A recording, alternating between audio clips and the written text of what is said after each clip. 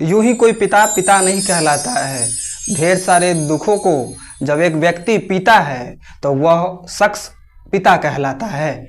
आप लोग सोचेंगे कि तमाम पोस्ट मेरा उसमें जो अधिकाधिक पोस्ट जो समर्पित रहता है वह पिता के श्री चरणों में क्यों? क्योंकि पिता एक ऐसे शख्स हैं जिनके त्याग की गाथा को शब्दों में जितने शब्दों में भी व्यक्त किया जाए शायद वो कम ही होगा। अंगद के पिता मरते मरते अंगद को उनके हाथों सौंप गए जिनके हाथों उनकी मृत्यु हुई थी, और अंगद ने इसलिए एक बार भी पिता को कहीं न कहीं किंतु परंतु और पिता के इस निर्णय को उन्होंने ठुकराया नहीं और सहर्ष राम के साथ रहने के लिए स्वीकार उन्होंने पिता के जो अंतिम वचन जो उनका रहा और अंतिम निर्णय जो रहा उसको उन्होंने सहर्ष स्वीकार किया।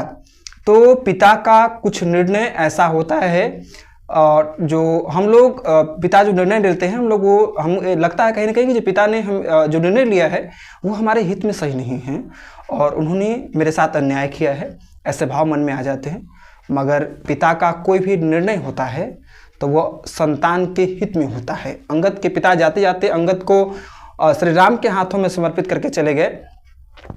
तो अंगद तो सोचते ना जो भाई मेरे पिता जी की मृत्यु जो है वो राम के कारण ही हुई, राम ही मेरे पिता की मृत्यु के कारक हैं, तो फिर मैं क्यों रहूँगा राम के साथ। मगर पिता जानते थे कि राम राम नहीं है, राम के श्री चरणों में अंगद का भविष्य उज्जवल है, भविष्य स्वर्णिम है।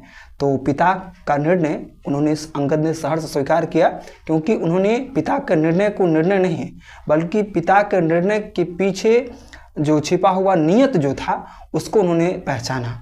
तो एक संतान होने के नाते इस कलयुग कलिकाल में हम लोग जी रहे हैं। हमारे पिता भी बहुत संघर्ष कर रहे हैं। हमारे पिता यदि कोई निर्णय यदि हमारे लिए लेते हैं तो उनके निर्णय को गलत ठहराने की बजाय, उनके निर्णय को गलत समझने की बजाय हमें उस निर्णय के पीछे जो उनकी नियत है उसको समझने का प्रयास करना चाहिए। और कोई भी दुनिया के पिता, शायद ही कुछ एक ऐसे पिता होंगे जो कि औलाद के भविष्य की चिंता उनके मन में नहीं होगी। और मुझे लगता है यदि कोई शख्स हैं तो शायद वो पिता कहलाने के काबिल न होंगे। मगर अधिकांश पिता जो हैं वो केवल और केवल उनके मन में हर क्षण यही चलता रहता है कि मेरा भविष्य जैसा भी रहे, मेरे बेटे का भविष्य चमकीला रहे, मेरी बिटिया रानी का भविष्य चमकीला रहे।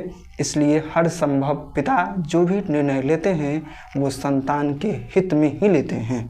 तो एक संतान होने के नाते हमारी यह जिम्मेदारी होनी चाहिए, हमारी रिस्पॉन्सिबिलिटी होनी चाहिए कि हम सभी लोग पिता के निर्णय को निर्णय नहीं बल्कि उस निर्णय में जो नियत छिपा हुआ है उनका हमारे बेहतर भविष्य के प्रति, उसको भी देखना चाहिए।